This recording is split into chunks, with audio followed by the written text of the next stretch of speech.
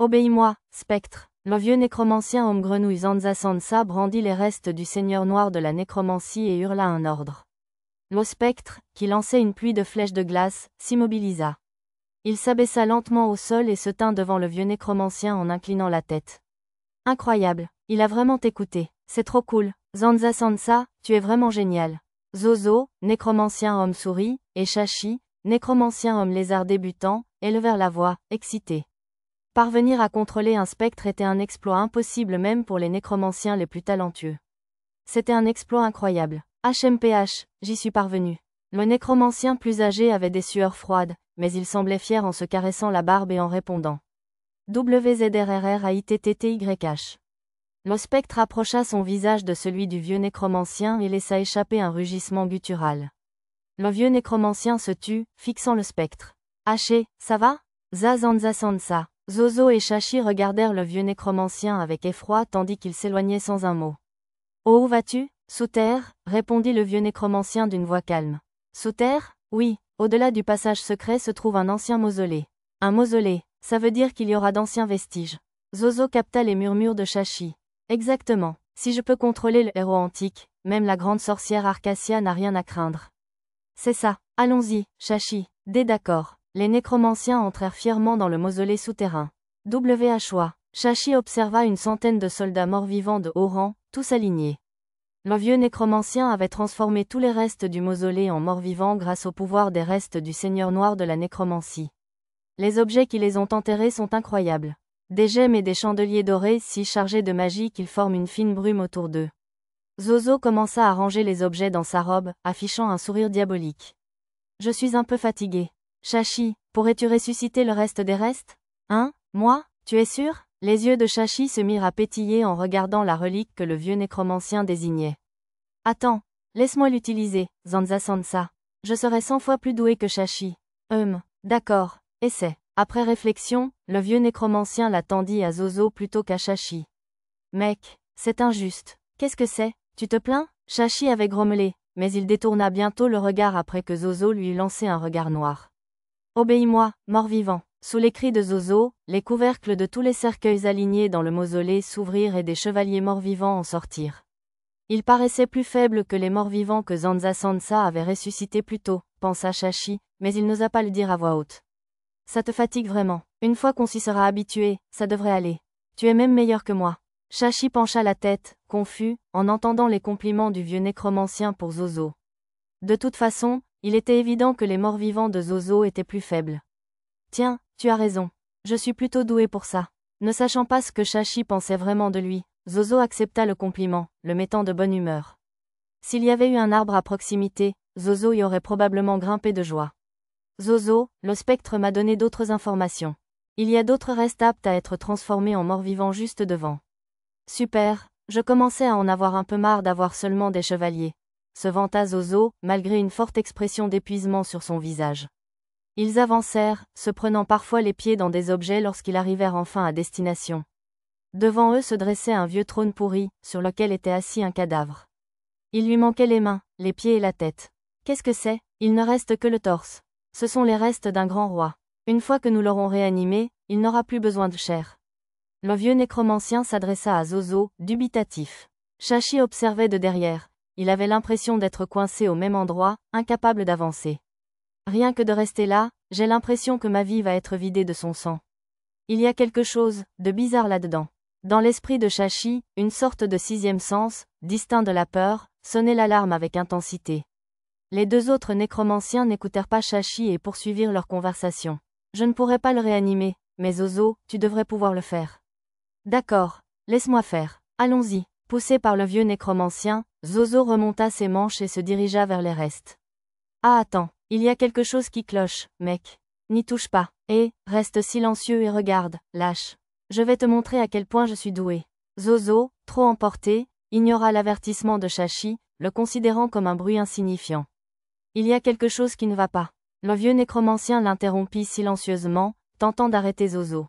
Zanza Sansa? Shashi leva les yeux vers le vieux nécromancien, mais resta muet devant l'expression haineuse de son regard. Réveille-toi, vieux cadavre. Le plus grand nécromancien de ce siècle, Zozo, te l'ordonne. Une brume noire commença à suinter des restes. La brume noire se transforma bientôt en une silhouette humaine.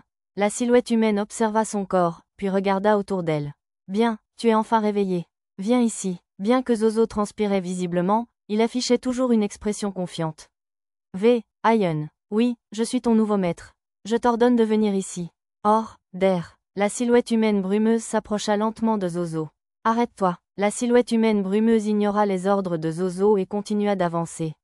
Elle se tenait juste devant lui, ses orbites creuses le fixant. Zozo était terrifié par les ténèbres profondes qui semblaient mener à l'abîme. Au nom du Seigneur Noir de la nécromancie, je t'ordonne d'obéir. Cria Zozo, comme pour masquer sa peur. Mande. Zozo sourit à la silhouette humanoïde de brume qui semblait lui obéir. Comprenant le sens des paroles de l'humanoïde brumeux, Zozo sentit son expression se figer lorsque l'humanoïde commença à lui verser une brume sombre dans les yeux, le nez et la bouche. C'était comme si Zozo était paralysé. Il était incapable de courir ni même de détourner le visage. Tout ce qu'il pouvait faire, c'était endurer. Les cheveux dans la main de Zozo se tordaient comme une créature vivante, s'enroulant autour de son corps en plusieurs couches, déchirant les vêtements et s'enfonçant dans la chair. Ououa, Zanza Sansa, c'est terrible. Zozoé. Shashi s'accrocha au vieux nécromancien, paniqué. Cependant, son sourire diabolique ne fit que s'accentuer. Absorbant toute la brume, Zozo entendit ses cris et hurlements se transformer en rugissements gutturaux inintelligibles. Zozo s'écroula alors au sol et se mit à convulser, puis s'immobilisa. Zozo, Shashi s'approcha de lui avec précaution en l'appelant par son nom. Les yeux de Zozo s'ouvrirent brusquement, surprenant Shashi qui poussa un cri et tomba sur le dos. Shashi était si effrayé que même ses fesses tremblaient. « Serait-ce vous, Majesté, le Seigneur Noir de la nécromancie ?» demanda le vieux nécromancien avec conviction. « Je l'ignore. Je n'ai pas de nom, car je ne suis qu'un esprit des morts. » L'entité en possession du corps de Zozo répondit d'une voix terrible et terrifiante qui ne viendrait jamais d'un être vivant. « Pouvez-vous nous prêter votre pouvoir ? Je suis là. Ne trouble pas mon sommeil. Très bien. Repose-toi, s'il te plaît. Je vais verrouiller l'entrée pour que rien ne te perturbe. Jette aussi l'enveloppe de ce méchant. » L'être parla tandis qu'une bouffée de brume s'échappait du corps de Zozo et disparaissait dans le cadavre assis sur le trône. Le vieux nécromancien demanda à Shashi de déplacer les restes de Zozo à l'extérieur d'une porte dérobée. Zanza Sansa, qu'est-ce qu'on fait maintenant ? On fait ce qu'on fait toujours, nous, les nécromanciens. Le vieux nécromancien réanima le corps de Zozo, qui s'était combiné à la vieille relique. Ça a échoué ? Je n'entends pas l'appel de la mort provenant du corps de Zozo. Les nécromanciens talentueux pouvaient entendre une sorte de gémissement provenant d'un corps ou d'un mort-vivant peu de temps après leur mort. Cependant, Shashi ne l'entendait pas. C'est un objet maudit. Vraiment ? Oui, l'esprit et le corps de Zozo ont été souillés par le Seigneur Noir de la nécromancie, ce qui a transformé son corps en objet maudit, répondit le vieux nécromancien. Nous voulions vraiment le contrôler, mais comme on peut s'y attendre d'un seigneur démon, même mort, il a réussi à nous contrôler. Impossible de le contrôler, même avec les reliques. J'étais désolé pour Zozo, mais je veillerai à faire bon usage de sa dépouille. Le vieux nécromancien avait encouragé Zozo. Il essayait de le convaincre de prendre le risque plutôt que de se mettre en danger. Si nous avons ce pouvoir, notre nécromancie deviendra encore plus puissante. Tout comme les Taurus renforcent leurs subordonnés, cet objet maudit rendra nos chevaliers maudits encore plus puissants. Lorsque le vieux nécromancien saisit la tête de Zozo et canalisa sa magie, une brume noire déborda de sa bouche et de ses yeux, tourbillonnant autour des chevaliers alignés dans le mausolée. Shashi était terrifié, mais il ressentit une étrange sensation, comme si une connexion avait été coupée par une lame à la fois chaude et froide.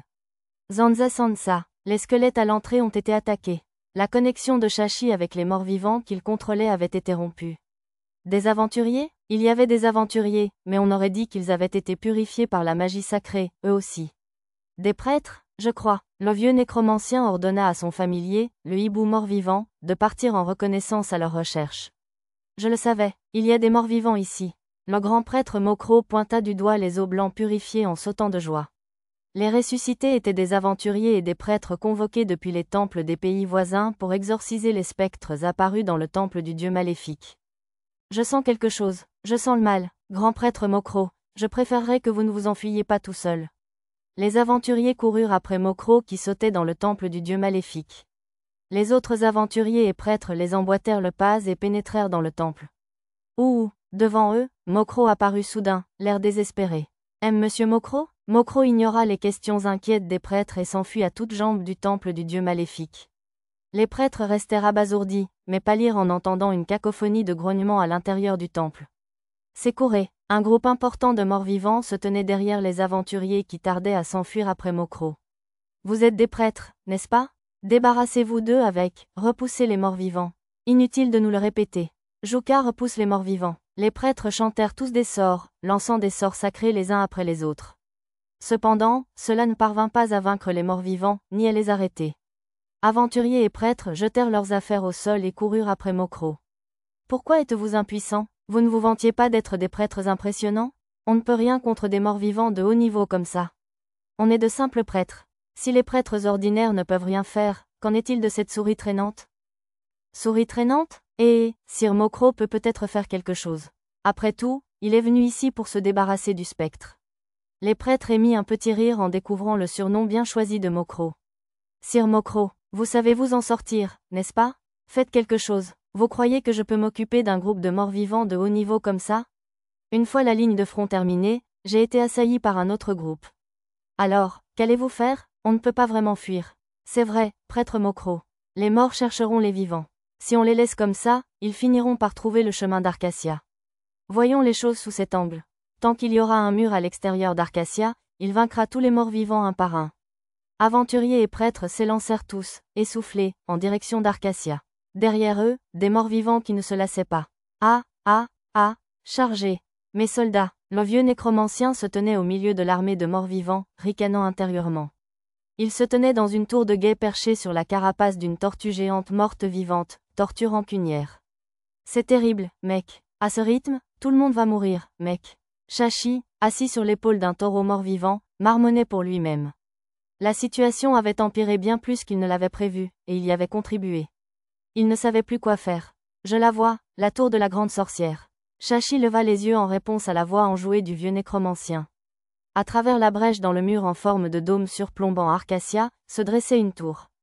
C'était une tour que Shashi avait l'habitude de voir depuis son enfance, et il était possible qu'elle ne soit plus debout, à cause de leurs actions. Cela effrayait Shashi. Attends un peu, Arcacia. Tu vas tomber entre nos mains.